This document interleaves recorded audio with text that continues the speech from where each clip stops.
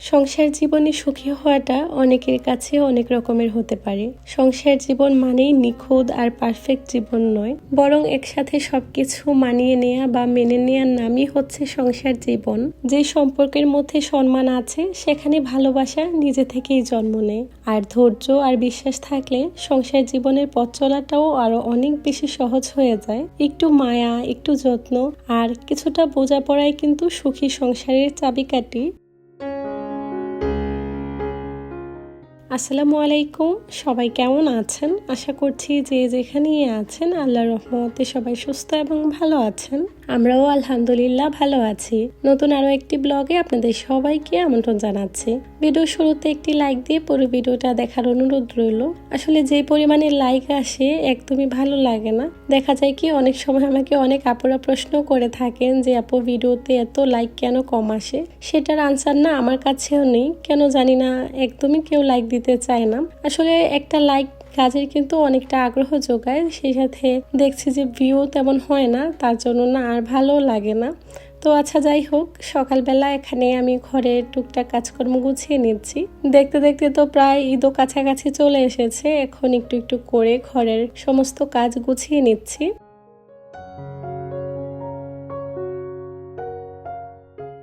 সেই সকাল থেকে শুরু করে একেবারে সন্ধ্যা অবধি বিরতিহীনভাবে ঘরের সমস্ত কাজকর্ম গুছিয়ে নিতে হয়। এর মধ্যে যে কি পরিমাণ রুদ্ধশ্বাস দৌড়াতে হয়, বিশেষ করে সকালের সময়টা। বাচ্চাদের স্কুল থাকে, পরিবারের সবার জন্য নাস্তা রেডি করা, বাচ্চাদের টিফিন রেডি করা, এসব মিলিয়ে দেখা যায় খুব তাড়াহুড়ার মধ্যে দিয়ে সময়টা কেটে যায়। তো চেষ্টা করি যাতে সময়ের মধ্যে কাজগুলো গুছিয়ে নিতে পারি। প্রতিদিন তো সমান হয় না, কোনো দিন দেখা যায় কাজগুলো গোছাতে কিছুটা দেরি হয়ে যায়। তো একটু একটু করে সমস্ত কাজ গুছিয়ে নিচ্ছি। তারপর এর মধ্যে যখন সমস্ত কাজকর্ম শেষ করে ফ্রি হই, তখন না কি পরিমাণ শান্তি লাগে, মনে হয় যেন একেবারে স্বর্গীয় সময়। এই সময়টা আমি নিজের মতো করে কাটাতেই বেশি পছন্দ করি।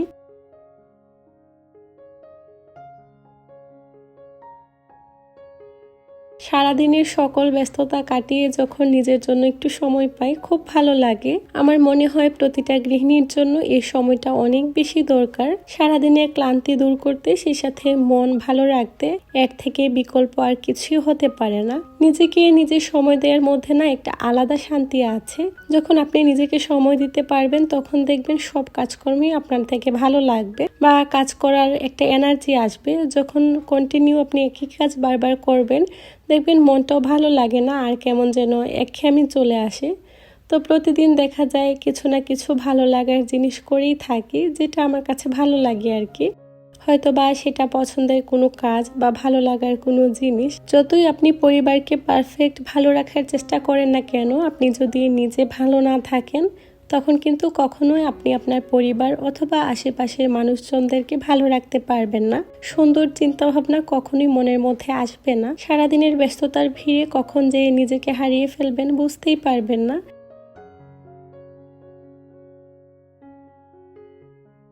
সংসার জীবনের ক্ষুদ্র অভিজ্ঞতা থেকে এইটুকু বলতে পারি, সংসার জীবন ভালো রাখতে বা নিজের সাথে নিজে ভালো সময় কাটাতে পারলে এটাই জীবনের সব থেকে বেশি সুন্দর সময়। আমার কাছে মনে হয় এটাই সংসার জীবনের সব থেকে বেশি গুরুত্বপূর্ণ, নিজেকে সময় দেয়া। আপনি যখন ভালো থাকবেন তখন আপনি অন্যকেও ভালো রাখতে পারবেন, আর যখন আপনি নিজে ভালো থাকবেন না, বাকি সবকিছু আপনার কাছে ভালো লাগবে না। এটা খুবই স্বাভাবিক। তাই নিজেকে সময় দেওয়ার মতো ইম্পর্টেন্ট কিছু আর জীবনে হতে পারে না, আর এটাই না অনেক বেশি প্রয়োজন।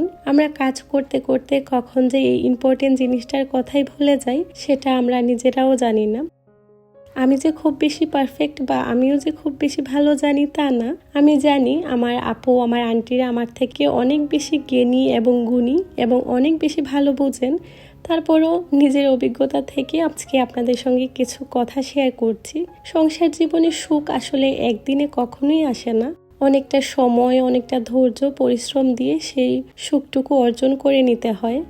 প্রতিদিনের সম্মান, বোঝাপড়া আর ছোট ছোট কিছু গুরুত্বের মধ্যেই কিন্তু সংসার জীবনের সুখ আসে। সুখী সংসার গড়ে ওঠে ভালোবাসা, ধৈর্য আর বোঝাপড়ার ছোট ছোট মুহূর্তগুলো দিয়ে। যখন দুজনের মধ্যে বোঝাপড়াটা সুন্দর হয়, সেই সংসার জীবনটাই কিন্তু অনেক বেশি সহজ হয়। তো সংসার জীবনে না কোনো জেতা বা হারা নেই বা তর্ক নেই, প্রয়োজন হলো সুন্দর ব্যবহারের। সুন্দর ব্যবহার দিয়ে সবার মন জয় করা যায়। আচার আচরণ সুন্দর হওয়াটা না অনেক বেশি জরুরি।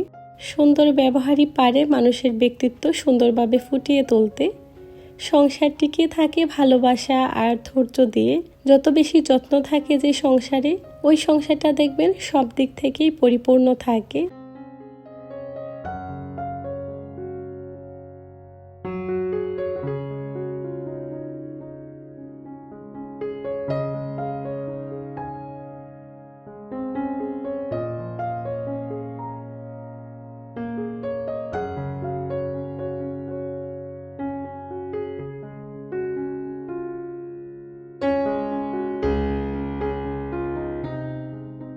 সংসার জীবন হলো জীবনের সব থেকে সুন্দর দায়িত্ব, আর এই দায়িত্ব যে যত সুন্দরভাবে পালন করতে পারে তার সংসার জীবনটা কিন্তু তত সুন্দর আর সহজ হয়। তবে সবকিছুর জন্য অবশ্যই সময় দিতে হবে, প্রচুর পরিমাণে ধৈর্য ধরতে হবে। একটা সময় ঠিকই না পাওয়া জিনিসগুলো কাছে এসেই ধরা দেবে। সেই আশা রেখে মহান আল্লাহ পাকের উপরে ভরসা রাখতে হবে।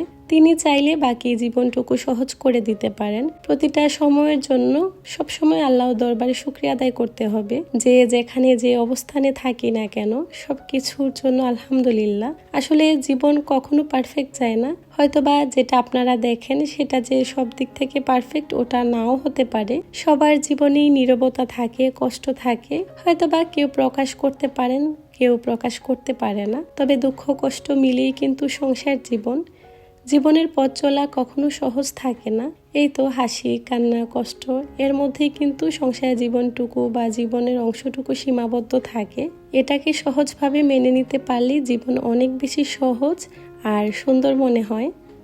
তো যাই হোক, কথায় কথায় না আপনাদের সঙ্গে আজকে অনেক কথা বলে ফেলেছি।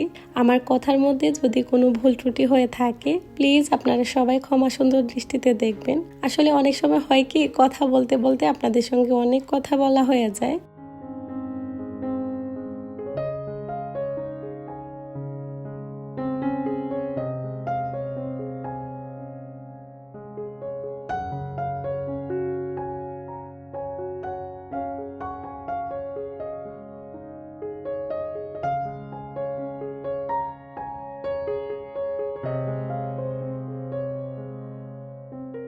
মাঝে মধ্যে মনের কথাগুলো আপনাদের সঙ্গে কিছুটা শেয়ার করি।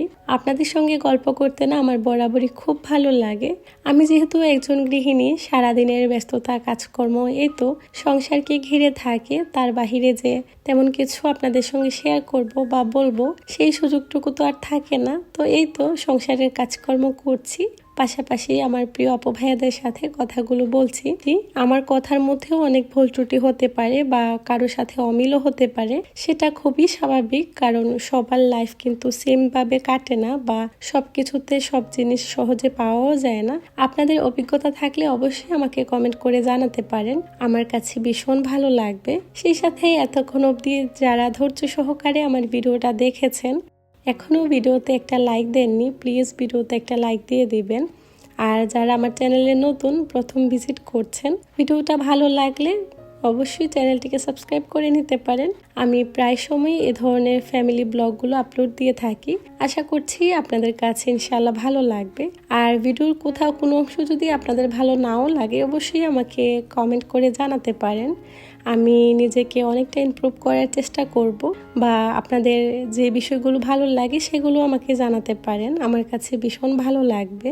কথা বলতে বলতে সকালে সমস্ত কাজকর্ম গুছিয়ে বিকেলের জন্য একটু করে নাস্তাও বানিয়ে নিচ্ছি। বাসায় এই ধরনের ব্রেডগুলো না ছিল, বেশ কিছুদিন আগেই এনে রেখেছি।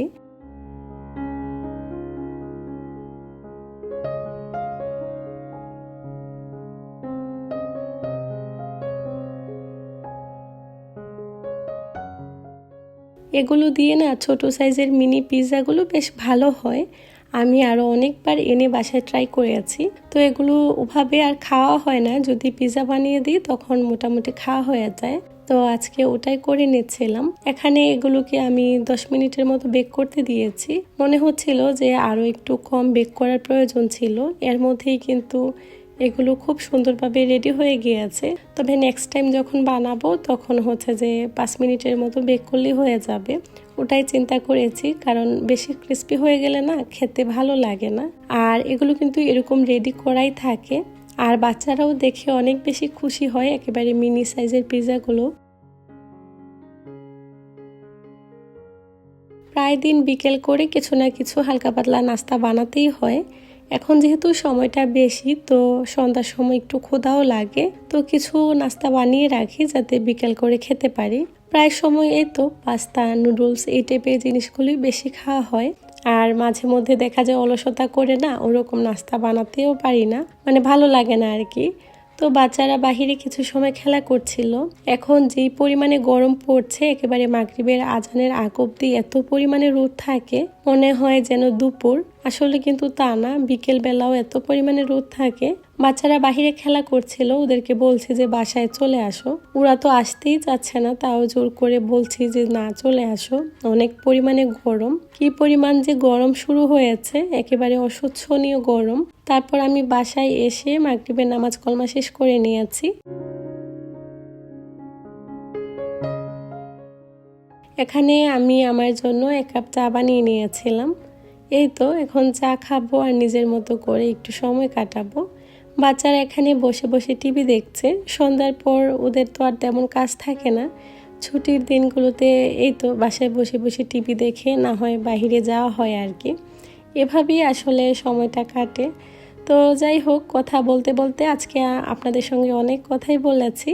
আজকের ভিডিওটা এই পর্যন্তই। সবাই অনেক বেশি ভালো থাকবেন, আমাদের জন্য দোয়া করবেন। আল্লাহ হাফিজ, আসসালামু আলাইকুম।